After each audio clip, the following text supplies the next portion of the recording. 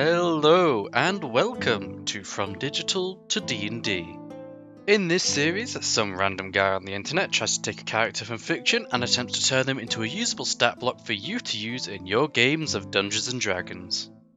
For those of you unaware, each episode of the series will be broken down into the following sections. The character introduction, where I attempt to explain the background of the character. The feature breakdown, where I point out what aspects of the character I'll be attempting to convert. The stat block, where I show off the monster sheet and explain how it works and how to use it.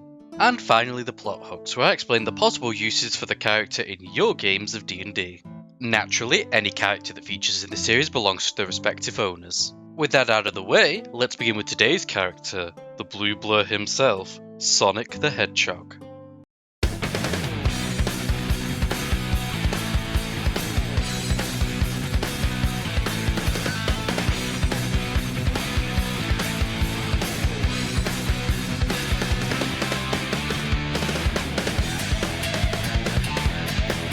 Sonic the Hedgehog is the hyper-fast, freedom-loving speedster from the series of which he shares a name with.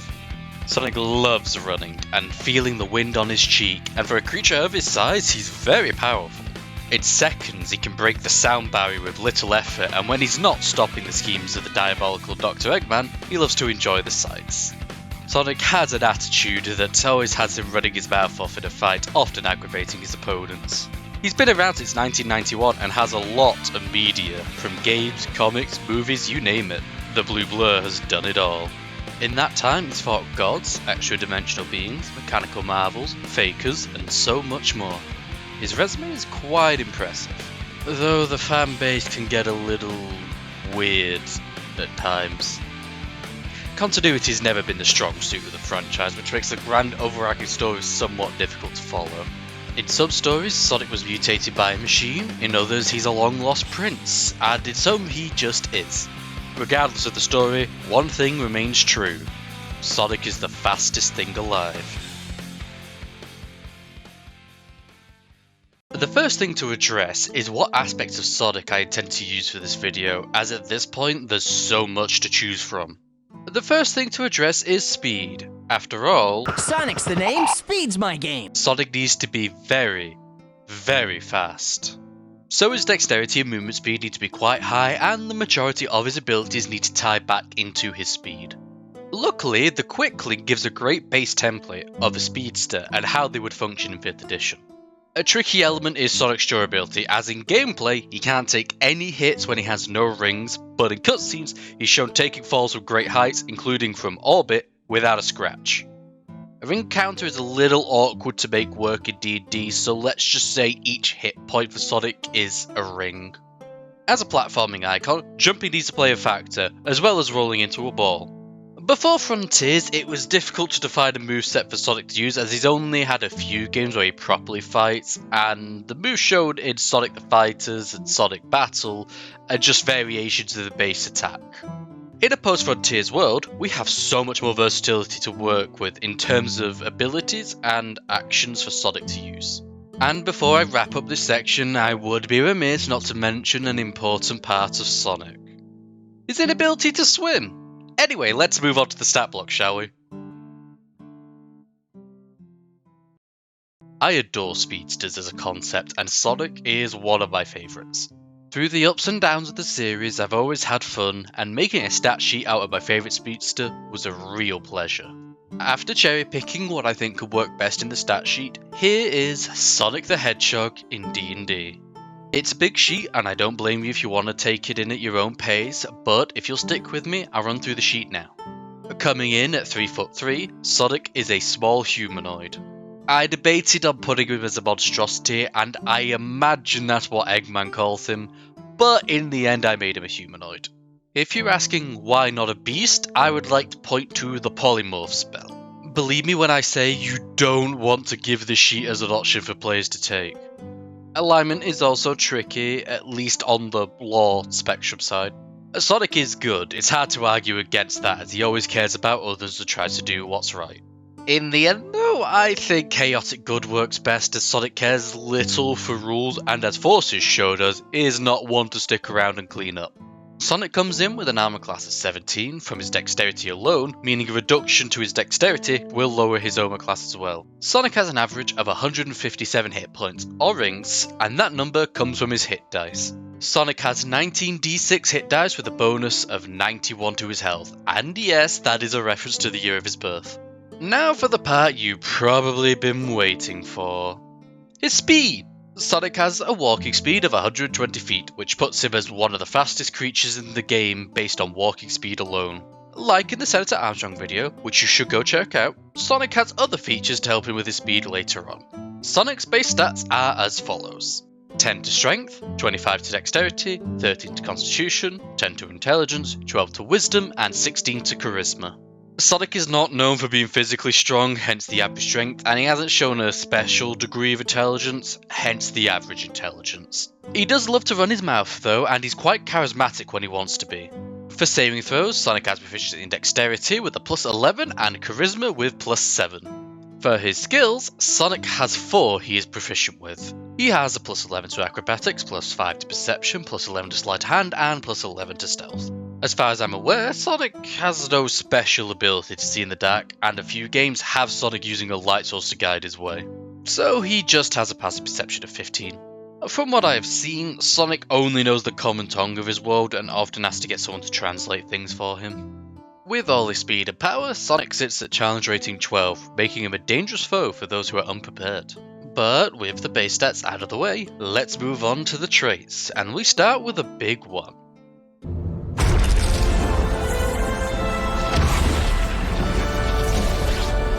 Sonic has a mythic trait, and for those of you unaware what a mythic trait is, it's essentially a second phase to a boss fight that the GM can choose to trigger when the boss hits 0 hit points. Fastest thing alive can only be used once and recharges after a short or long rest. If Sonic is reduced to 0 hit points, he is struck by lightning, which sets his hit points to 78. He also gains the benefits of the haste spell for the next hour as his form crackles with lightning. For those unfamiliar or need reminding, haste provides a lot of bonuses to the target. Starting off, Sonic's walk speed is doubled to 240 feet. He also gains a plus 2 bonus to his armor class, which now sits at 19. He also has advantage on dexterity saving throws. Finally, he can take an additional action on his turn, which can be used in a few ways. The additional action can be used to make one melee attack, dash, disengage, hide, or use an object. These bonuses make Sonic a lot more dangerous to deal with whilst this is in effect. Another bonus granted by his mythic trait, Sonic can use mythic actions, which we'll get to near the end. Fastest thing alive lasts for an hour and grants the party double the total amount of XP if you're using it. Moving on to his normal trait, Sonic has Blue Blur. This trait is meant to represent how hard it is to pin Sonic down for his foes. Attack rolls made against Sonic have disadvantage as long as he isn't incapacitated or his speed is 0.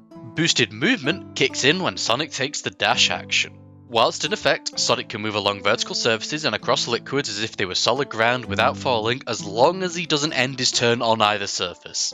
A double jump allows Sonic to jump 40 feet horizontally and 15 feet vertically with or without a running start.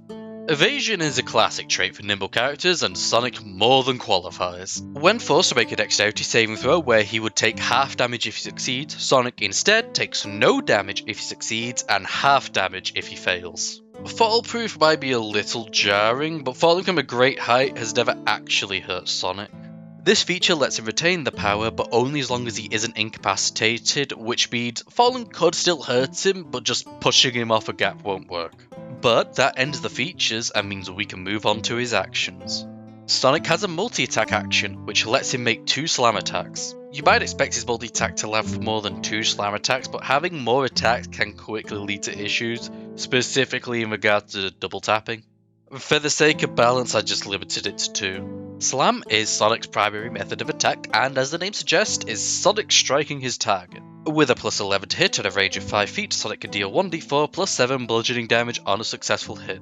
Having the damage dice be a d4 might seem rather weak, but that plus 7 bonus more than makes up for it in my eyes. Sonic Boom is Sonic's ranged attack and should be familiar to those of you who have played Frontiers. Having a plus 11 to hit and a range of 60 feet, this attack deals 4d4 plus 7 bludgeoning damage to the chosen target. The 4d4 is meant to represent that it's a series of attacks condensed into one action.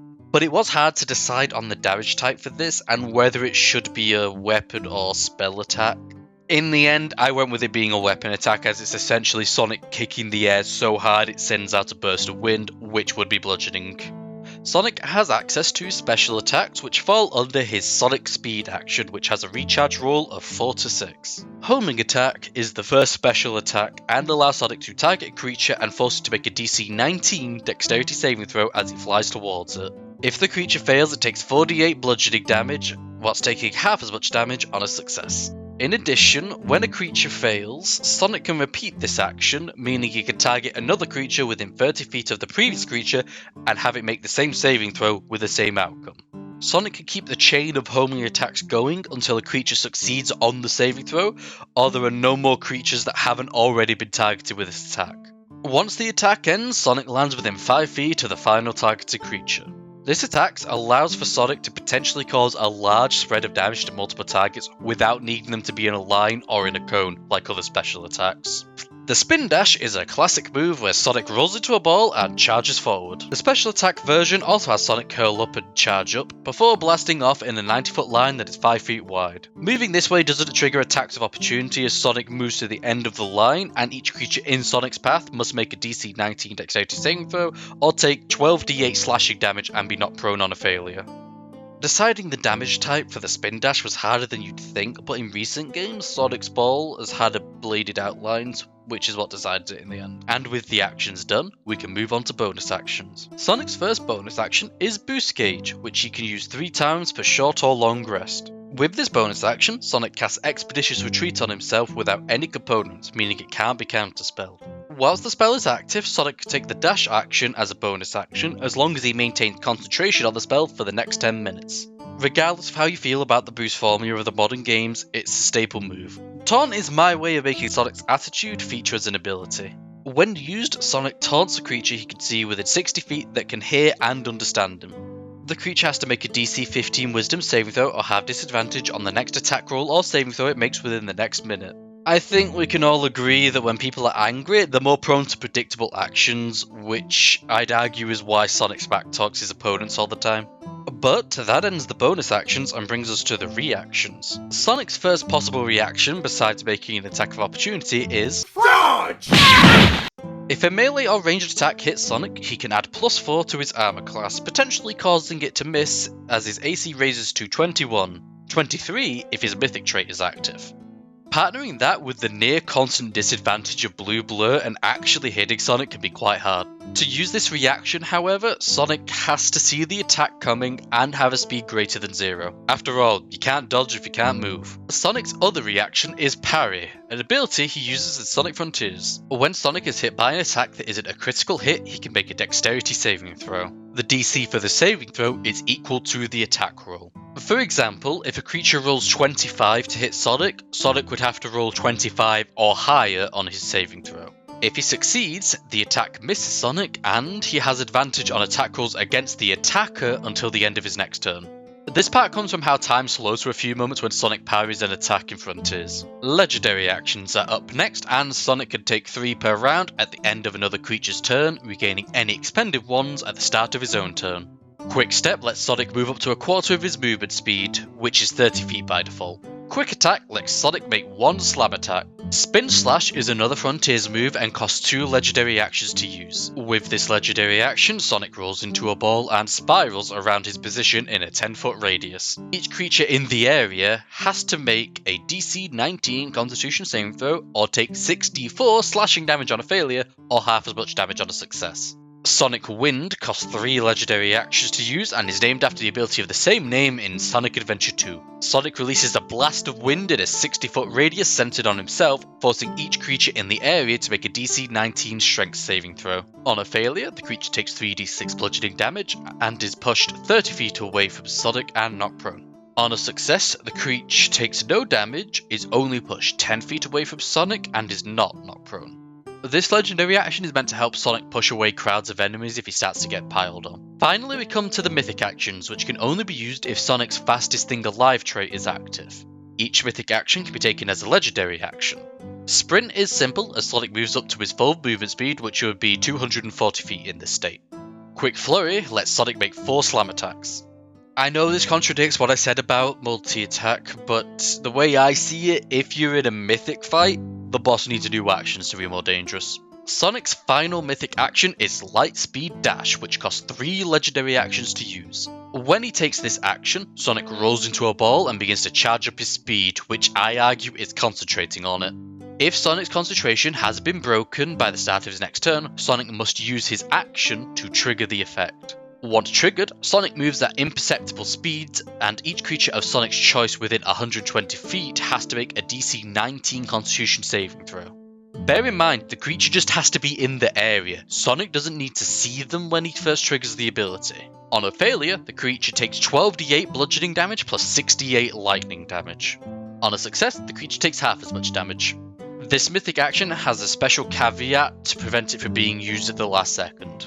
Sonic can only take this mythic action on the turn after his own in the initiative order to allow players the chance to stop it. Those of you who watched my Senator Armstrong video might notice that this rule has been used before. That's because I feel like more D&D enemies should have a charge up move that the players can prevent and has a devastating outcome if they don't. This won't be the last time you see an action like this, I can assure you. For those curious as to why this is an attack despite the normal ability just lets Sonic zip across rings is a love letter to 2 things. Nazo Unleashed by Chakra X, where Sonic and Shadow used it to knock Nazo around, and Super Mario Bros. Z by Mark Haynes, where Sonic uses it against Mecha Sonic in the Pipe Maze. Both videos are linked in the description if you want to check them out. But with that, we reached the end of the sheet, and wow, it was a long one. I tried to implement as many features of Sonic as I could, but some things had to get left behind to keep the sheet relatively concise. Although, something's missing. So, what plot hooks can be made with Sonic? Funnily enough, I think an entity like Sonic could fit into most D&D settings with a bit of work. If you want Sonic as he is, it wouldn't be the first time he's been pulled into another setting. Maybe he aids the party on their adventure as he's trying to get back home. If you don't want the Hedgehog himself, maybe he could be retooled as a special Quickling or a Tabaxi with enhanced magic. Given all the crazy tech in settings like Ravnica, who's to say an actual Hedgehog didn't get blasted with magic and mutate into the equivalent of the Blue Blur? Maybe the party learned of a legendary speedster and they need to seek them out to help with the quest. Pinning a speedster down could be a whole quest, which could lead to some hilarious Roadrunner-esque hijinks. Most settings in D&D are full of impossible things, so I ask you, is someone like Sonic really that far of a stretch? I don't think so. But what about the personality of Sonic? What can we do with that? Sonic is constantly fighting against the oppression of Dr. Eggman, and that fierce defense of freedom can make an entire character in of itself. His quick-witted and easygoing nature could make for a fun NPC the party could work with to overthrow an oppressive lord. Sonic gets on with a lot of people, and unless you have some edgelords in your party, you'll probably get along with the NPC. Let's take Sonic's love of speed and dislike of waiting. Imagine if the party has to work with an impatient NPC who keeps wandering off but always shows back up in the nick of time. What conflict might come of that? Maybe the party meets an NPC athlete with Sonic's daredevil nature and knows someone is out to get them. As a daredevil, the NPC might not listen to the warnings and the party now have to find a way to keep the NPC safe. Sonic's loyal and caring nature could define an NPC as their friends come first. One thing I should stress is to not make a DMPC out of this. Sonic is a main character. A D&D game doesn't have one main character. Heck, even in some settings, the players aren't main characters. That's a whole other debate. I admit someone like Sonic is awkward to put into a game of D&D, but with the right care, I think it could work well.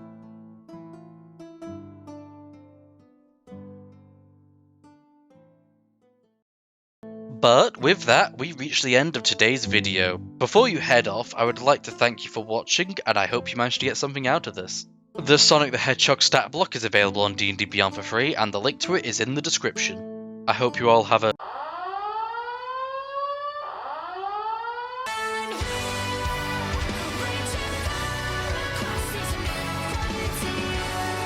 Alright, no more teasing. I can't talk about Sonic without mentioning Super Sonic.